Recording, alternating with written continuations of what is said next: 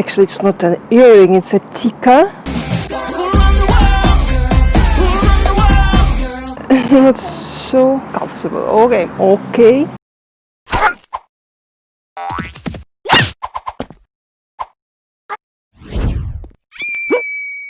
Hi guys, who doesn't know me, I'm Maria. I spent, I don't remember how long, in yoga industry, in the world of Indology, anthropology and such sciences, social sciences, and I think I have some knowledge to speak about yoga.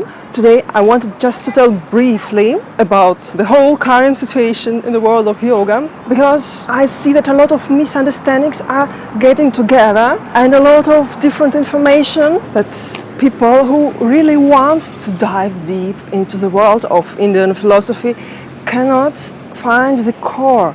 So, in the world of yoga, there are different periods.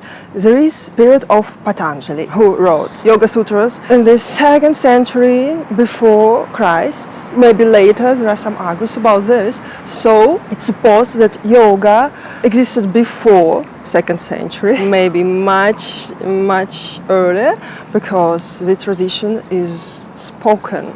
So, 2nd century before Christ, it was written.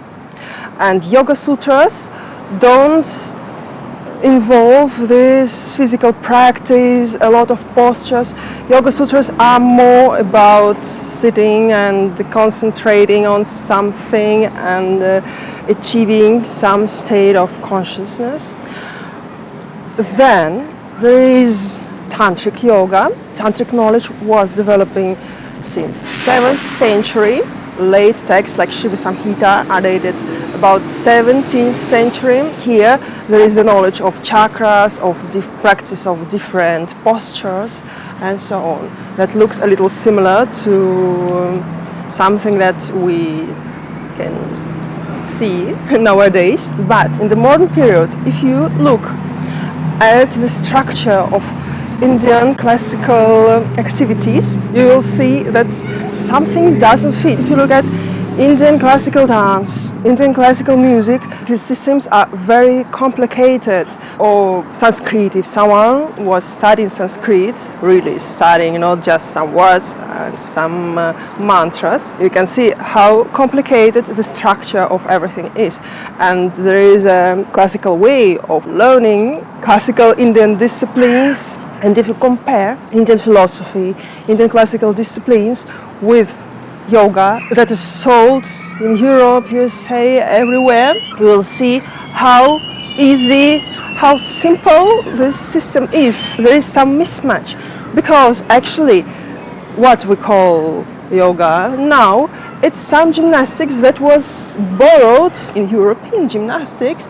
There are some elements of Indian postures, yes, but the real knowledge that was in Tantric period or Patanjali period is completely lost. So these teachers like Iyengar, Pataphi Jois, Shivananda, before them, this kind of practice was a kind of female gymnastics in India. But these gurus had some weight in the society and they promoted this commercial yoga. It was easy to sell it abroad and so on.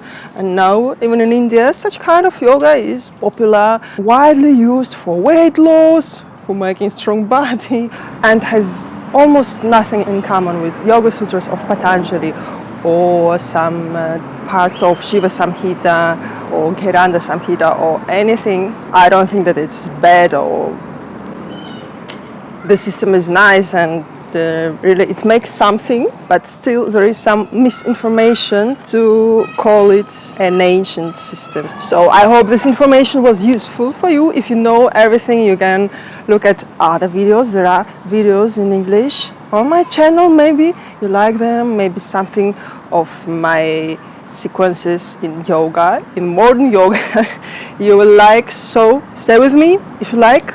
Thank you. Bye bye.